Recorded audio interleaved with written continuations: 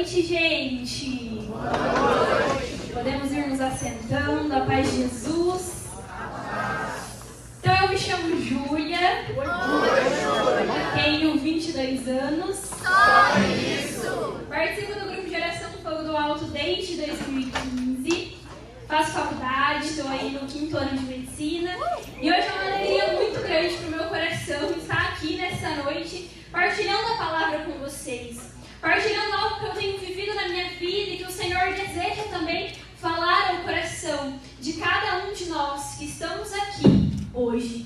E para a gente começar, enquanto eu rezava por este momento, o Senhor recordava no meu coração uma experiência que eu fiz quando eu era bem criancinha, e eu tenho certeza que muitas pessoas aqui já fizeram também, que é plantar o feijão no copinho com algodão. Quem que já fez isso? Levanta a mão. Muita gente. Todo mundo tinha como tarefa de escola plantar lá o feijão. E o Senhor recordava no meu coração que quando eu fiz essa experiência, eu coloquei lá o feijãozinho no algodão, e todo dia eu ia ver o feijão. Eu via essa luminosidade, estava pegando lá nele o sol, ficava um tempo parado, olhando para ele, ver se o sol batia. Quando eu tinha que aguar o feijão, a gente ia com todo o cuidado do mundo, não ia? Porque a professora falava que se encharcasse o algodão, o feijão não nascia.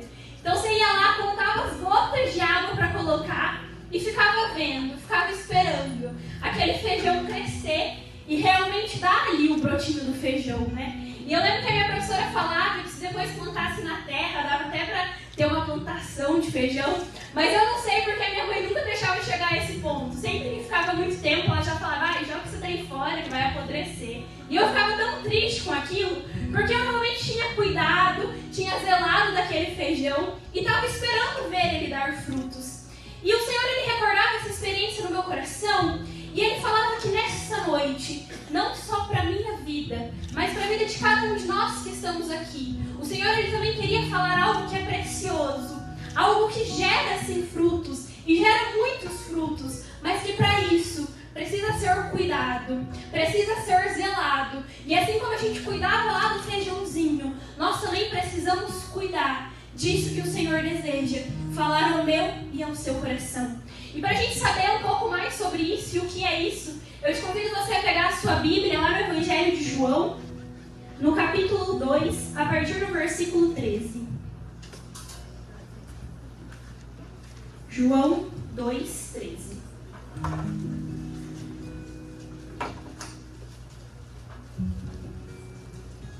Todo mundo achou aí?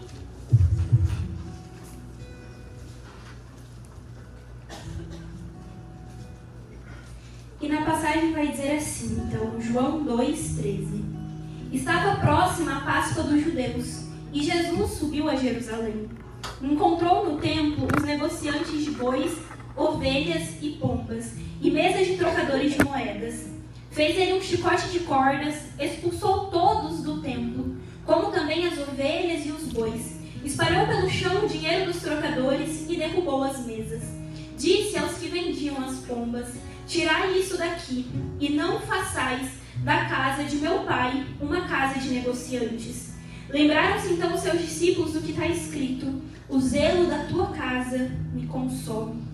E meus irmãos, para que a gente possa entender aquilo que o Senhor tem para falar no nosso coração hoje, é uma passagem muitas vezes um pouco dura, que nos assusta, que a gente vê ali o momento onde Jesus ele corrige o pessoal do templo. E a gente pergunta, o que será então que Deus ele quer corrigir na minha e na sua vida hoje? E para a gente entender, a gente precisa ver em que contexto estava essa passagem. Logo no comecinho vai dizer que era tempo da Páscoa dos judeus, tempo da festa da Páscoa dos judeus. Então muitos iam até o templo, iam para ouvir a palavra do Senhor, mas também iam para oferecer sacrifícios, para verdadeiramente viver aquela festa que era tão importante para eles. Então muitas pessoas verdadeiramente iam ao templo. E os comerciantes que lá estavam eram justamente as pessoas, os servos, encarregados de cuidar do templo. E aqueles ali que deviam oferecer às pessoas uma verdade do Senhor, uma verdade de Deus, estavam preocupados com outras coisas, com os negócios, com as vendas, com o financeiro. E o que o Senhor lhe deseja falar para nós hoje, se você está aqui nessa véspera de feriado, é porque o Senhor também te escolheu para ser alguém que serve a Deus, para ser alguém encarregado das coisas de Deus.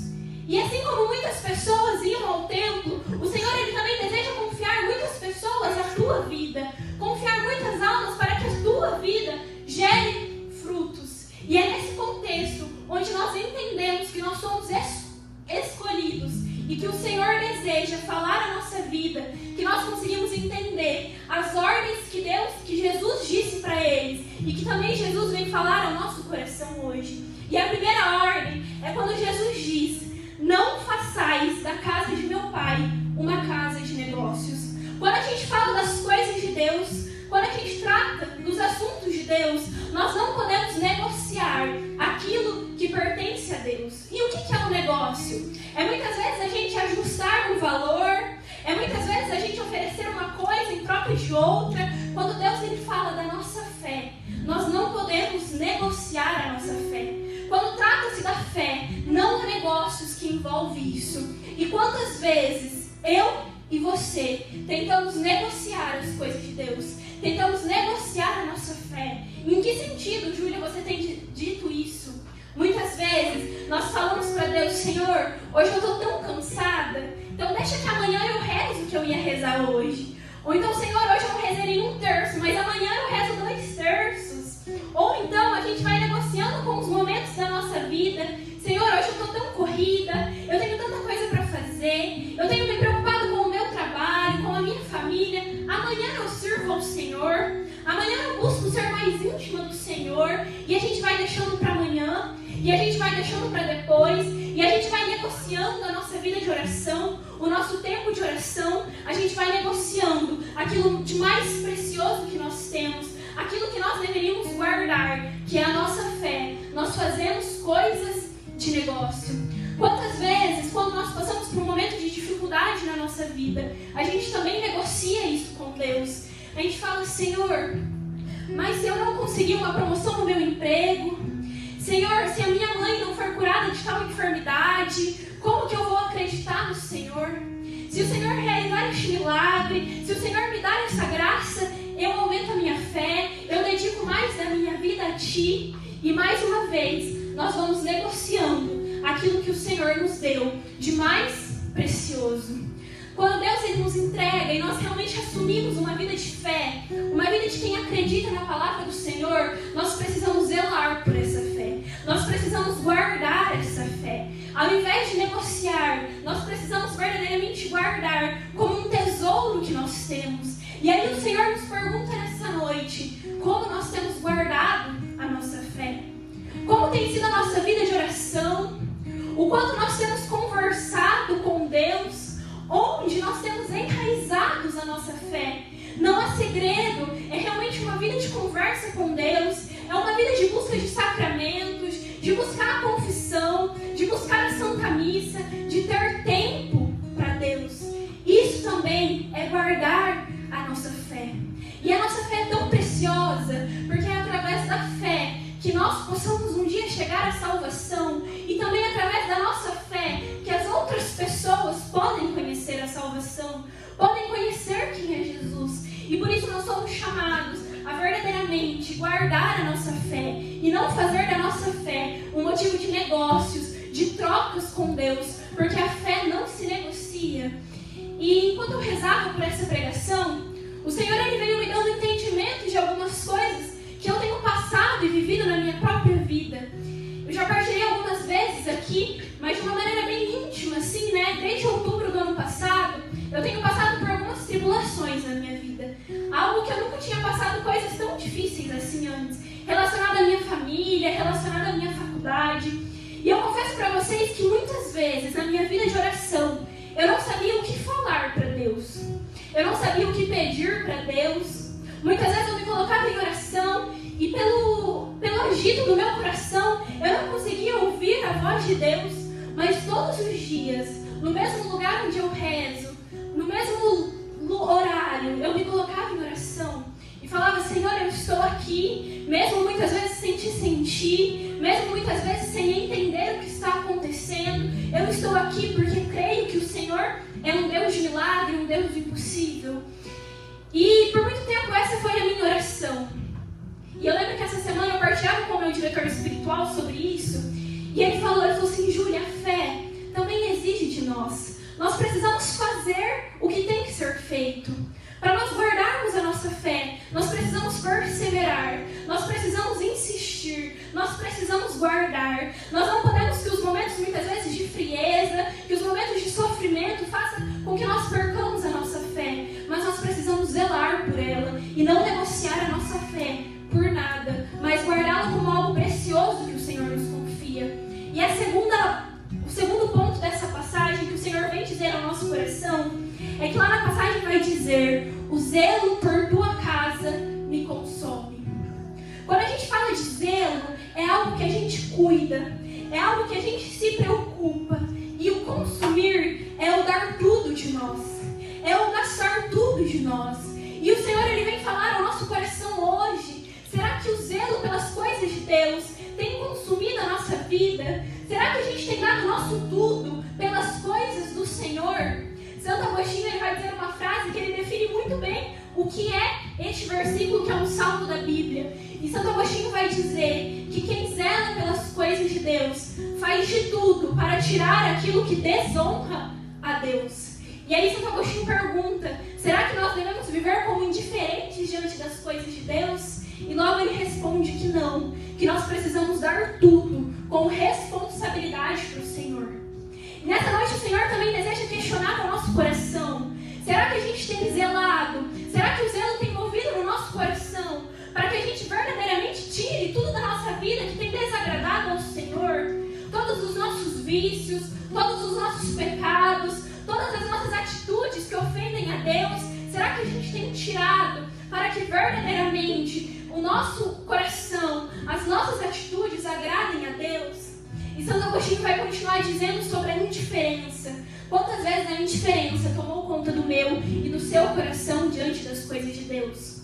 Quantas ofensas o nosso Senhor muitas vezes recebeu e nós ficamos indiferentes, porque a gente pensa: vai ter alguém para falar do Senhor, vai ter alguém para defender a igreja, vai ter alguém para servir na igreja, e nós nunca assumimos o nosso papel de zelar por aquilo que é de Deus, de zelar pela casa de Deus, mas nós ficamos indiferentes, esperamos que alguém faça o meu e o seu papel dentro da igreja. E por fim ele vai dizer: faça tudo com responsabilidade. Entregue tudo com responsabilidade.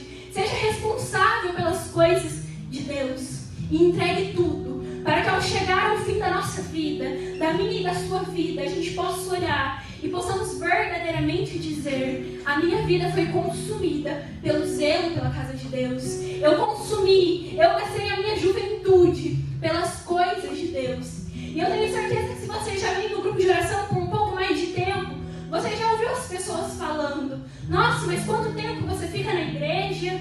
Nossa, mas você sempre tem reunião? Nossa, mas você não sai da igreja?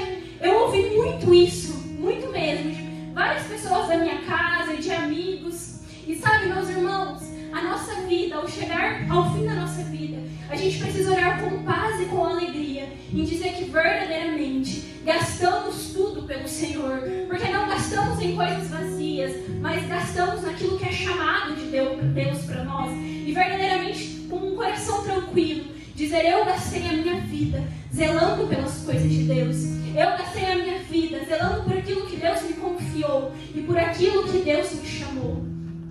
Para a gente entender um pouco melhor do que diz esse versículo, a gente precisa entender em qual contexto que ele foi feito. E esse versículo onde diz: o zelo pela tua casa me consumirá, está lá no livro de Salmos, onde Davi escreveu. E não precisam pegar a sua passagem, mas eu vou contar ali para vocês o que fala. E lá, Davi, no versículo anterior, antes dele dizer: o zelo pela tua casa me consome, ele vai dizer que ele era como estrangeiro, que ele era como estranho para os seus irmãos e para aqueles da sua casa. Meus irmãos, a partir do momento que nós assumimos a nossa fé, que nós guardamos a nossa fé e que nós zelamos pelas coisas de Deus, nós nos tornamos diferentes deste mundo. A nossa atitude precisa ser diferente, o nosso pensamento precisa ser diferente, os nossos sonhos precisam ser diferentes, e mais do que isso, nós precisamos ter a plena consciência e a plena certeza de que aqui nessa terra é só uma passagem. Nós somos somente estrangeiros, porque tudo fazemos aqui, tudo que nós gastamos aqui, tudo que nós doamos aqui, é para que um dia a gente adentre a vida eterna e a gente volte a estar com o Senhor por toda a eternidade. E quando a gente fala sobre ser diferente, sobre ter postura diferente, sobre realmente ser aquilo que Deus tem para nós, muitas vezes isso causa estranheza nas outras pessoas. Muitas vezes isso gera um certo verdadeiramente empecilho entre as outras pessoas. Porque é aí que começam as perseguições, as críticas, que realmente as pessoas comecem a questionar o caminho que nós temos trilhados. Quando a gente olha para toda a história da igreja, a partir de que os apóstolos se portaram como diferentes para viver a vontade de Deus, a partir de que os santos se portaram como diferentes para viver a vontade de Deus, ali começou a perseguição, ali começou as críticas. Mas deixa eu te falar uma coisa, presta atenção, a perseguição, as críticas, os comentários nunca pararam a igreja e não pode parar a minha e a sua vida. A partir do momento que nós cuidamos das coisas de Deus, que nós tornamos diferente, mesmo que venham os comentários, isso não pode nos parar. Os apóstolos não pararam, os santos não pararam. Em cada tempo que nós vivemos nessa terra, Deus ele levantou santos, Deus ele levantou pessoas que verdadeiramente guardavam a fé, que verdadeiramente defendiam a fé. Quando nós olhamos para a história de São José de Santos del Rio, não sei se todo mundo aqui conhece, mas era um jovem, um adolescente. E naquele tempo, o presidente ali do país, ele queria com que todo mundo não tivesse religião, porque ele dizia que a religião aprisionava e que todos deveriam ser livres. E ele começa uma grande perseguição na vida dos católicos, na vida dos cristãos. E São José Santos del Rio, ele nunca deixou de guardar a sua fé. Ele nunca deixou de verdadeiramente defender a sua fé. E começaram a torturá-lo, ver se realmente ele iria desistir daquilo que ele acreditava. Vai dizer que ele teve todo o seu pé descamado, cortado. E depois disso ele andou 14 quilômetros a pé. E mesmo assim, ele nunca deixou de guardar a sua fé. Ele seguia proclamando: viva Cristo Rei. E verdadeiramente morreu como um mártir que defendeu a sua fé. Naquele tempo Deus levantou ele. Assim como em outros tempos, Deus levantou São João Paulo II. No tempo onde a família era tão atacada, onde o amor era tão desvalorizado, onde verdadeiramente as pessoas não entendiam e não compreendiam a dimensão da família, Deus levanta São João Paulo II para falar sobre o amor, para dar um testemunho sobre o amor, para zelar pela fé. E hoje, no tempo que nós temos vivido, se a gente parar para pensar na nossa semana, eu tenho certeza que alguém ouviu alguma coisa, presenciou algum momento que ofendeu a fé, que ofendeu o Senhor. Quantas ideologias, quantas coisas contrárias àquilo que Deus deseja falar e fazer em nós. E é nesse tempo que Deus ele deseja levantar eu e te levantar para sermos verdadeiramente santos, para sermos verdadeiramente jovens que guardam a fé, para sermos verdadeiramente jovens que zelam pela fé. Deus ele te trouxe aqui hoje para que você seja a diferença. Deus ele te trouxe aqui hoje para lembrar o quanto a sua fé é preciosa e o quanto nós, enquanto jovens, podemos e devemos guardar por aquilo que o Senhor nos confia. Deus ele nos trouxe aqui hoje porque ele deseja olhar para nós e ouvir da nossa boca que nós verdadeiramente nos entregamos para o Senhor, que nós verdadeiramente nos consumimos pelo Senhor.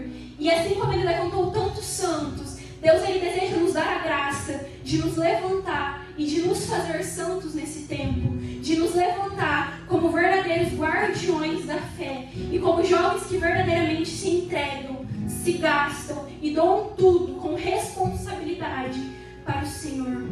E diante disso eu te convido que a gente possa fechar os nossos olhos e que a gente possa ir trazendo ao nosso coração como nós temos zelado pela nossa fé. Que a gente possa trazer ao nosso coração o quanto nós temos gastado em uma vida de oração, o quanto tempo nós temos doado